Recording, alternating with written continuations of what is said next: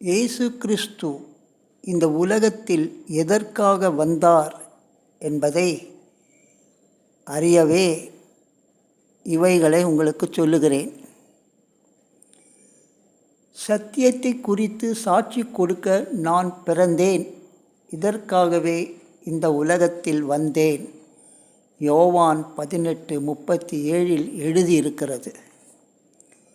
ஒருவன் என் வார்த்தைகளை கேட்டும் விசுவாசியாமல் போனால் அவனை நான் நியாயம் தீர்ப்பதில்லை.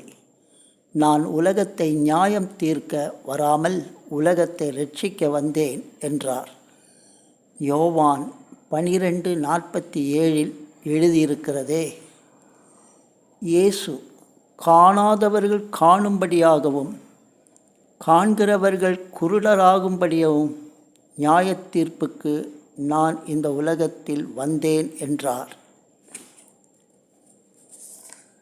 யோவான் 9:39 எழுதியிருக்கிறது.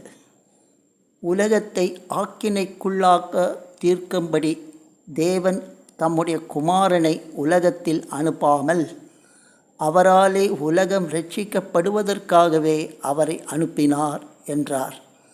யோவான் 3:17 எழுதியிருக்கிறது. நீதிமான்களை அல்ல, பாவிகளையே மனந்திரும்புகிறதற்கு அழைக்க வந்தேன் என்றார்.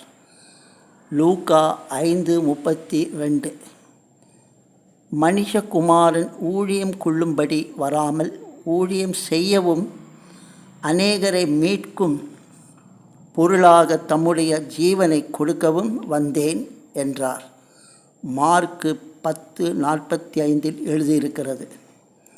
பூமியின் மேல் சமாதானத்தை அனுப்ப வந்தேன் என்று எண்ணாதிருங்கள், சமாதானத்தை அல்ல பட்டயத்தையே அனுப்ப வந்தேன் என்றார்.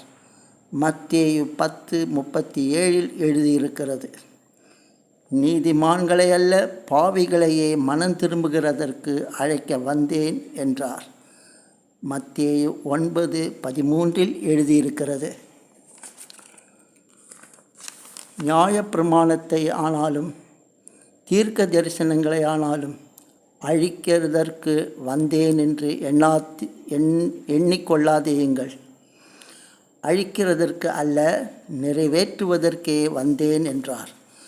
மத்தேயு 5:17 பிறகு பிசாசின் கிரியைகளை அழிக்கவே இந்த உலகத்தில் வந்தேன் என்றார்.